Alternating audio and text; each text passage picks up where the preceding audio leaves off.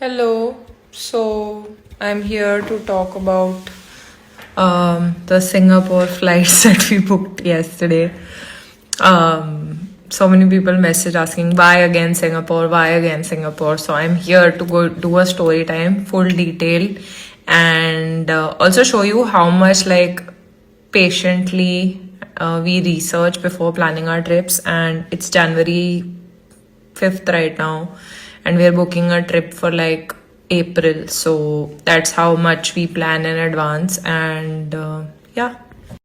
Okay, so on 3rd of January, Amrit and I we had posted a reel actually on the bucket list items that we have for the year, like travel places, I won't say items.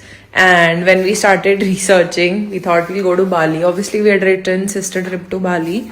So we thought we'll go to Bali, and we started doing our research, and this is what we saw. The price per person was actually coming to 38,000. Now, obviously, I'm saying this in a minute, but this took us an hour to reach. And Amrit had gone for a call, and she said, I'll come back and talk to you. So if you see, when Amrit went actually to her call, I started to go through the booking process, and I actually added two bags here. So what we were trying to do, we were trying to book, I think, VietJet or some other low-cost airline where you have to pay for bags.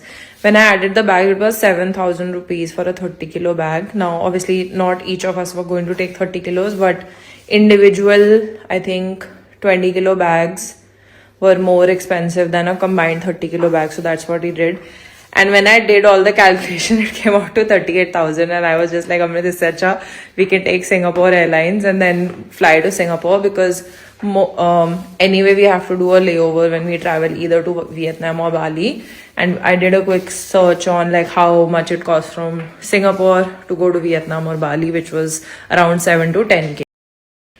Yeah, so then we left the conversation, and yesterday afternoon at 2:38, I messaged her we should book Singapore.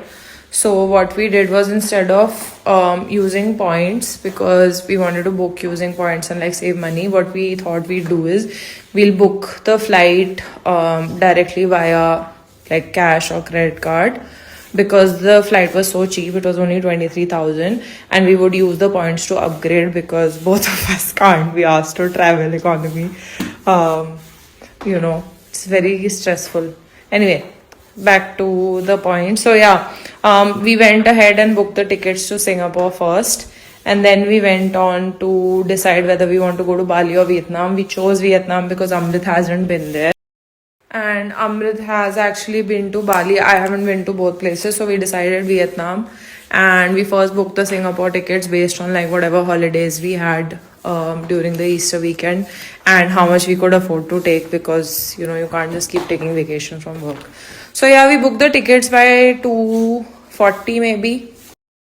And as you can see, by 3:39, which is an hour later, we had actually booked everything. We had booked our stays, we booked our cruise. Everything is refundable till 5 days before the trip. So yeah, and we were able to do this because obviously we have access to all the itineraries, which you can also get as a part of the ultimate itinerary kit. And yeah, because we had that access, it took us 1 hour. 1 hour to book everything. Just imagine, right? And the only thing that's remaining is 2 internal flights and our flight back to Singapore, because we have to confirm with Sonal when she's available, so that we can book accordingly. And yeah, 2 experiences are left. So yeah, 1 hour, and we're all set and super excited for the first trip already. And as you can see, the reason we could do it also is because we knew one of our clients has stayed in that place, and she said it's really nice. So all of the places that we mentioned in the itinerary are either stayed at by our clients or, that are thoroughly researched by us. So you can actually trust. You don't need to go through that whole extensive process of going through the reviews or seeing what the ratings are, because we've already done that for you.